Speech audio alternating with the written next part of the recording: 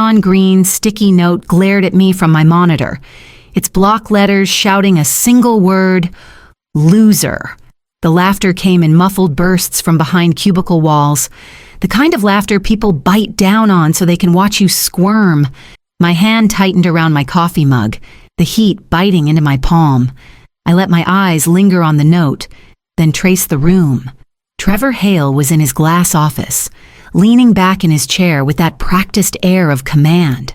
Audrey Chen perched at his side, whispering something that made his smirk widen. A few desks away, Penny Lowell pretended to type while angling her phone to snap a picture. Dylan Caro ducked his head, but the twitch at the corner of his mouth betrayed him. Even Milo Grant, still green from his first month, shifted nervously, eager to show allegiance to the pack. I exhaled slowly and lowered the mug. My face flushed on cue, though not from shame. It was an old habit let them think they had the power. I plucked the note from my monitor with 2 fingers, held it just long enough for them to catch the gesture, then crumpled it and slipped it into my pocket. I rose abruptly, chair scraping, and headed for the restroom. Snickers followed me like breadcrumbs. But I didn't stop at the restroom. On the way, I veered toward the shared printer tucked beside the supply closet. The machine gave its usual hum, the smell of warm toner hanging in the air. With one smooth motion, I bent as if adjusting my shoe and slid a USB logger into the back port, hidden from casual view. The device clicked softly, unnoticed by anyone. Straightening. I smoothed my skirt, brushed my hair back, and continued to the restroom, where I splashed water on my face.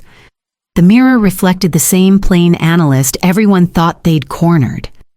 They didn't see the file I'd been building for weeks, or the traps I'd started setting. When I returned to my desk, I sat down as though nothing had happened. The hum of the HVAC filled the silence, and the wind from Lake Michigan rattled against the windows. I placed my coffee back on its coaster, opened a spreadsheet, and began typing. The neon note still folded in my pocket, a reminder of the moment everything shifted. 6 months earlier, I had walked into this office with a folder of credentials and the naive hope that professionalism would be enough. Centrix Corp had just acquired the Chicago branch, and I had been sent from headquarters to evaluate operational efficiency. On paper, it sounded straightforward. In practice, it was stepping into a hornet's nest. The first signs were subtle. Meeting invites mysteriously skipped my inbox. I would hear laughter from the conference room and find out later that crucial updates had been shared while I sat alone at my desk. A client project I had prepared was suddenly reassigned to Penny, who accepted the praise without hesitation. When I tried to soften the edges by bringing in donuts on Fridays, Trevor strolled past my desk, glanced at the pink bakery box, and muttered, "Desperate move." Audrey snickered loudly enough to make sure I heard. Trevor set the tone from day one, tall, smug, with the kind of voice that filled a room whether invited or not. He leaned against my cubicle wall and said, "Corporate sent you to spy on us, didn't they?" I managed a polite smile, but the label stuck. Audrey repeated it in whispers. Milo laughed too hard at her jokes, and Dylan, desperate to stay on Trevor's good side, ignored me entirely. Every mistake, no matter how small a typo, a misaligned chart was amplified by Audrey's raised eyebrow or Trevor's pointed sigh. At first, I tried to earn their respect. Late nights perfecting reports, volunteering for tasks no one wanted, complimenting their work when mine was ignored. The more I tried, the more invisible I became. One afternoon, I overheard Penny mutter, "She's trying so hard. It's kind of sad." Something hardened in me that day. I stopped baking, stopped lingering by the coffee station, stopped waiting for an invitation into their circle. Instead, I began to watch, who deferred to Trevor, who challenged him only to back down, who hoarded information like currency. They thought my silence meant weakness, but it gave me something far more dangerous: perspective. And perspective would eventually lead me to the numbers they didn't want anyone to see. It started small, the kind of discrepancy most people would overlook. A quarterly report listed client retention at 22%, but the database I had access to told another story closer to 12. At first, I assumed it was a simple typo, a formula gone wrong. But when I dug deeper, I found duplicates in billing logs, invoices issued twice under slightly altered names. Patterns emerged like cracks in plaster, spreading wider the longer I stared. I carried the printouts into Trevor's office one afternoon, the wind off Lake Michigan rattling the blinds against the glass. "I think there's an error in the retention numbers," I said, laying the sheets on his desk. His eyes skimmed them with practiced disinterest before sliding back to me. "Always clear with me before using numbers," he replied smoothly. The corners of his mouth lifted, but his eyes stayed flat, dark. "Drafts can be messy. Don't worry about it." That smile told me everything. He wasn't correcting a mistake, he was protecting something. I nodded, collected the papers, and walked back to my desk without another word. From that day, I stopped treating anomalies as errors. I began keeping notes in a private journal, screenshots in a folder only I could access, files encrypted twice over. Every late night gave me time alone with the system, free to pull reports they assumed no one cared about. The USB logger I'd slipped into the shared printer started paying dividends too. At first, it captured childish memes, cartoons with my face crudely pasted, captions about corporate pets. I scrolled past them without reaction. Then came altered documents, proposals with numbers changed, reports reprinted with inflated margins. They passed them around the office like inside jokes, oblivious to the fact that each page was now mirrored into my hidden archive. Their laughter grew louder, but so did my folder. Each file, each screenshot, was another nail hammered quietly into place. By the time I looked at the growing collection, I realized I wasn't just defending myself anymore. I was building something that could shake the ground beneath them. The quarterly review call lit up the screen. A half-dozen executives in neat little squares from New York. I had prepared for this moment. Weeks spent combing through 3 years of operational data to identify waste. My projection was clear: 2.3 million in annual savings if we cut the inefficiencies I'd uncovered. But when Trevor shared the slides, my breath caught. The numbers were mine, but the savings had been shrunk to $900,000. He spoke confidently, weaving a narrative about realistic expectations and sustainable improvements. Every word was a theft wrapped in charm. And, of course, Trevor added, glancing at me through the glass wall of his office, "We've been careful to temper some of Eleanor's initial figures. There were miscalculations, nothing serious, but I wouldn't want corporate to feel we're over-promising." The executives nodded, brows furrowed as if I'd handed them sloppy work. I forced a smile into the camera, lips steady even as my hands clenched beneath the desk. No protest, no correction, just a silent acknowledgement. Let him think he'd gotten away with it. When the call ended, Trevor strutted past my cubicle. "Don't worry," he said softly enough for only me to hear. "I did you a favor." His cologne lingered long after he returned to his office. That night, while the others filed out for drinks, I stayed behind. I opened my encrypted drive and added the altered presentation to the growing archive. Screenshots of the real figures sat side by side with the doctored ones, my calculations time-stamped and intact. Piece by piece, the puzzle sharpened into something undeniable. As I packed my bag, I caught Dylan lingering by the copier. He avoided my eyes, but later, I overheard his hushed voice from behind the partition. If she resists, we'll push her out before year's end," Trevor told Audrey, his tone casual, almost bored. The words slid like ice down my spine.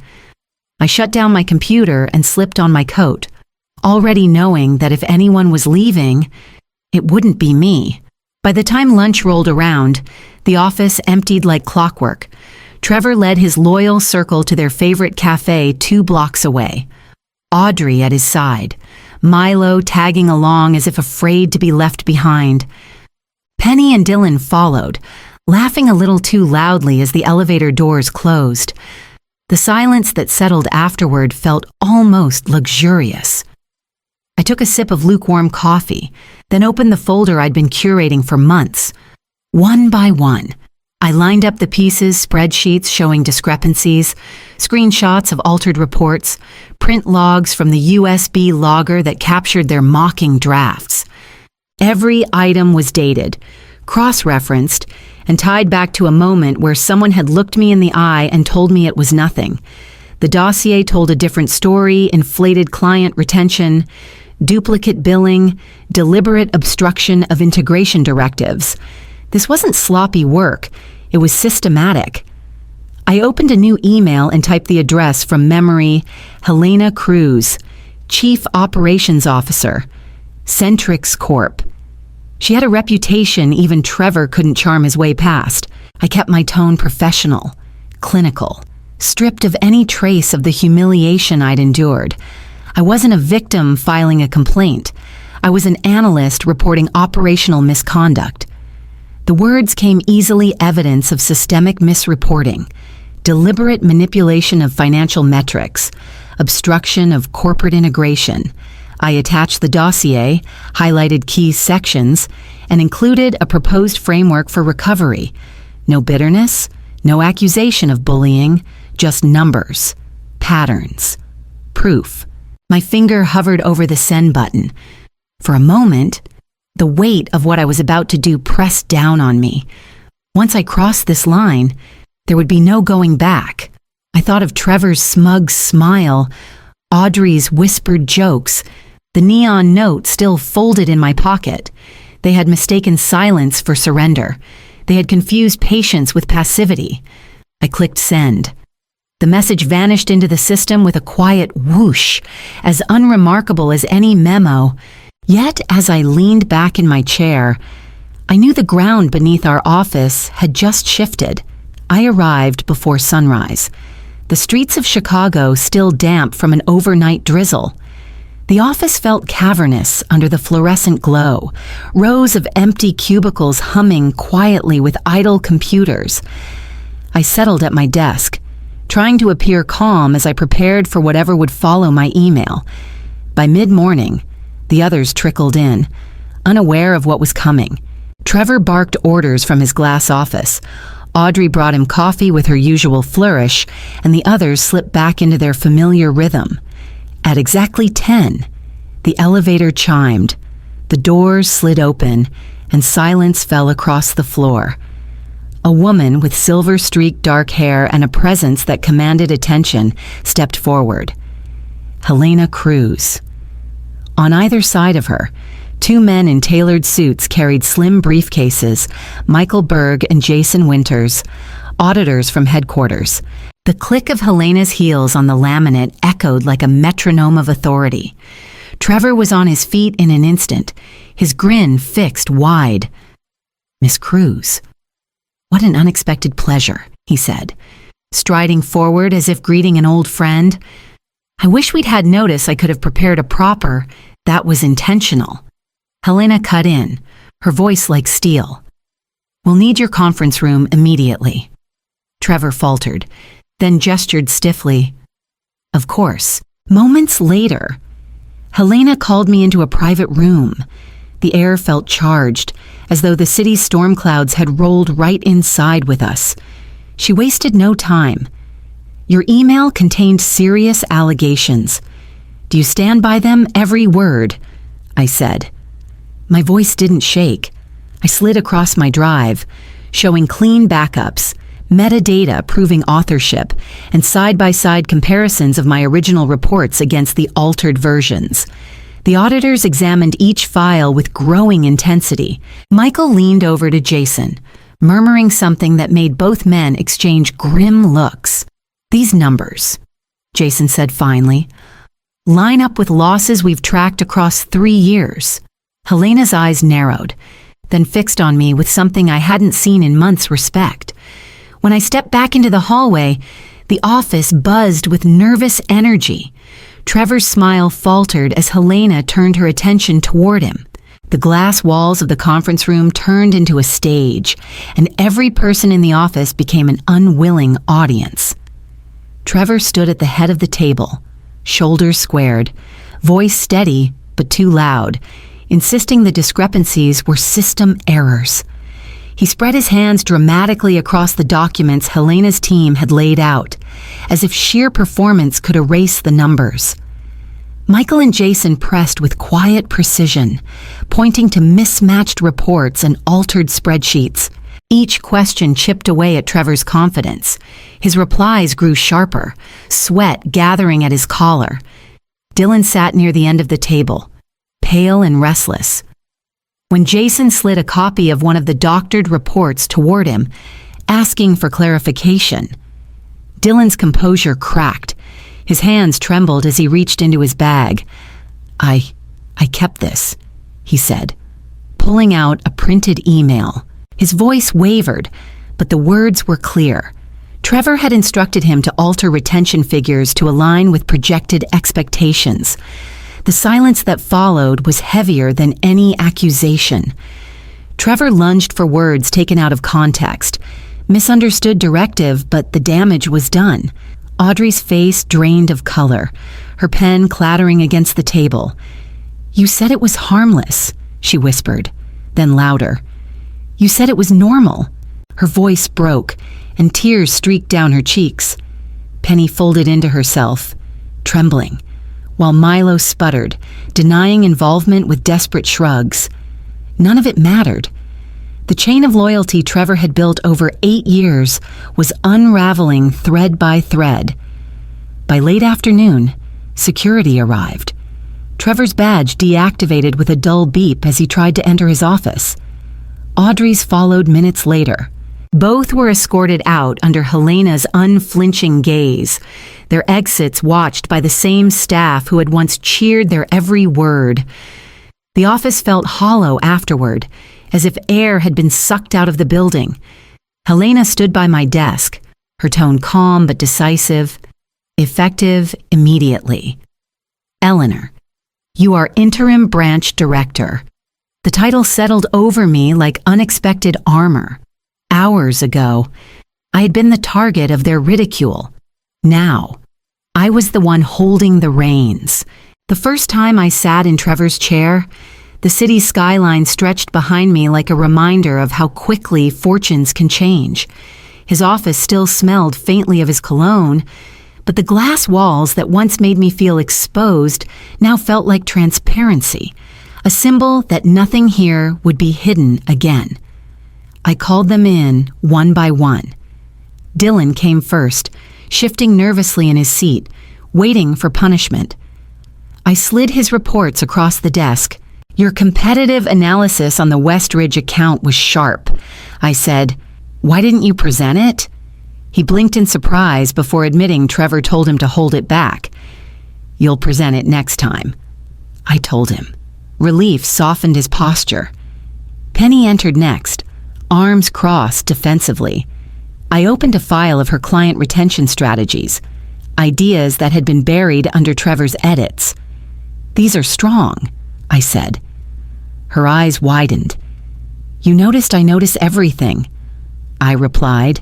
Her guarded expression cracked into something uncertain hope. "Maybe." Milo followed, fumbling with his notepad. He expected accusations, but instead I asked about a technical fix he'd improvised on a project months earlier.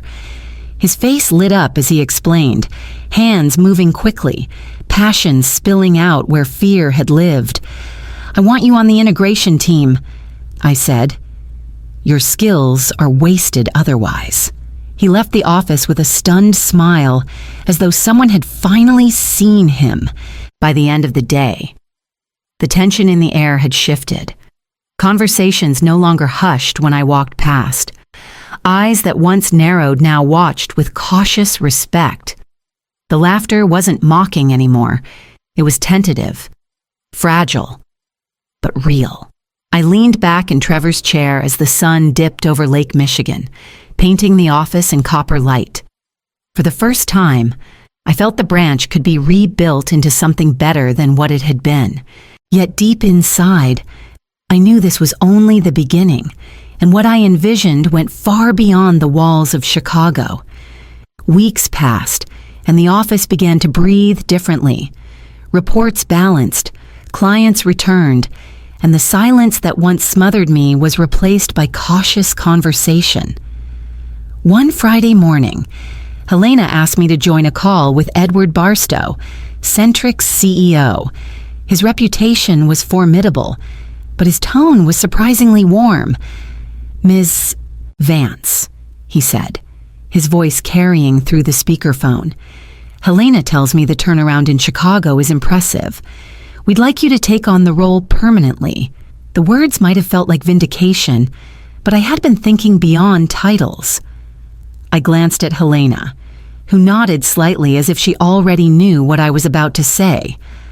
"I'll accept on one condition," I replied. Edward chuckled. "Go on. The regional branch model has to end. It creates silos, encourages fiefdoms like the one Trevor built, and undermines integration. I've been drafting a structure that replaces it with specialized teams working across regions, analysts, client relations, technical experts, each reporting directly into cross-regional units. No single manager hoards power." A long pause followed. Edward leaned back in his chair on the video feed, fingers steepled. "That's a significant shift. It's the only way to ensure this doesn't happen again," I said evenly. Trevor wasn't an anomaly. The system enabled him. Helena placed a folder on the table, sliding it toward the camera. "I've reviewed her proposal. It's sound. We need a pilot site. Chicago is ready." Edward studied me, then nodded slowly. "All right, Chicago will be the pilot. If the metrics improve across the board, we'll expand company-wide." The weight of his agreement settled over me. Not only was I no longer the outsider, but I had just rewritten the rules of the game. The same cubicles where I'd been mocked would now serve as the testing ground for dismantling every Trevor-like kingdom in the company. As the call ended, I looked out at the office floor. The glass walls that once felt like cages now reflected a new reality. The real reckoning, I knew, was still to come. 3 months later, the numbers spoke louder than any meeting ever could. Client satisfaction had risen by 31%, operational costs had fallen by 22%, and the integration milestones were ahead of schedule for the first time since the acquisition. What began as an experiment in Chicago was already spreading. 2 other branches had adopted the model, with more lining up behind them. Dylan thrived in his new role, leading strategic analysis across regions with a confidence I'd never seen in him. Penny became the face of client relations, her natural ability to build loyalty finally recognized and rewarded. Milo found his place on the technical integration team, his innovation streamlining processes company-wide. They flourished not because they had changed who they were, but because the system finally rewarded merit instead of politics. Meanwhile, Trevor's name had become a warning whispered in industry circles. Blacklisted after his termination, he tried to peddle himself as a consultant, but no one bought his excuses. Word traveled fast, and doors closed quickly. Audrey sent me emails, long and desperate, asking me to vouch for her. I never replied. Some silences speak for themselves, yet even with success surrounding me, I knew I didn't want to remain in Trevor's old chair. Titles could change, but the seat itself carried a history I had no desire to inherit. So I stepped aside and announced something unexpected: the creation of the Integrity Institute, an independent body dedicated to compliance and ethical oversight. Centrix signed a long-term contract with us, guaranteeing my team oversight of every branch. On my last day in the office, I stood in the glass room that had once been Trevor's fortress and gathered the remaining staff. They called me a loser, I said, letting the words hang for a moment. Now they pay me to make sure losers like them never win again. The room was silent, not with fear this time, but with recognition. My story had started with a sticky note. It ended with rewriting the rules so no one else would ever face what I had.